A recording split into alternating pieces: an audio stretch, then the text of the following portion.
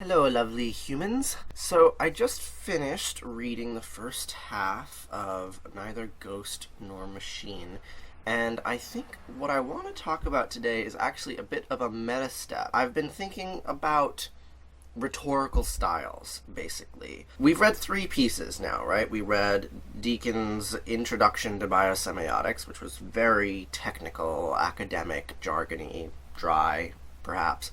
And then we also read Calvino's Priscilla series, a work of fiction that relied basically on metaphor. If we had to contrast them, right, the biggest difference would be the use of narrative and metaphor in fiction and the use of this sort of like methodical, technical language in Deacon's paper. And then in Neither Ghost Nor Machine, you also have dry academic language, but it's structured consciously to be a lot more accessible, right? It's written like basically a series of blog posts. It's broken up into nice 45-second chapters. I don't, maybe 2-minute chapters, I don't know. They're very, very short. And you read it, it's like, okay, here's an idea. Here's an idea. It's very, very structured. You can eat it like potato chips or something like that. I guess that's some food metaphor. I'm gonna throw that metaphor aside. But metaphor, right? So this is my question. What is the role of metaphor in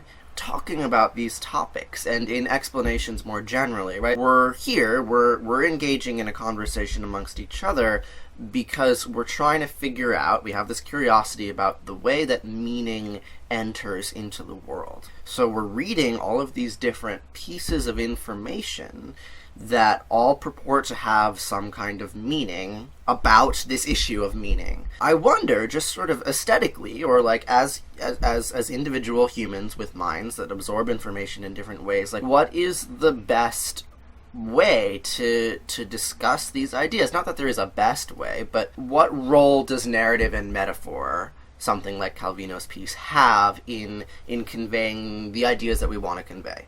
And what role does formal academic language have in conveying the ideas that we want to convey? Obviously, both are important. I would like to see if there's a way to synthesize them more coherently than anything that we've seen so far. I don't know. This is an open question for me. So I guess to summarize, to conclude this video, my question is like, when we're talking about the origin of meaning, the kind of language that we use becomes uniquely important because the language refers to itself. I'm wondering what are the strengths and weaknesses of the various rhetorical modes that we can use to talk about these issues, and how can we synergize them? How can we combine metaphor, imagery, symbolism, narrative with the rigor and the methodicism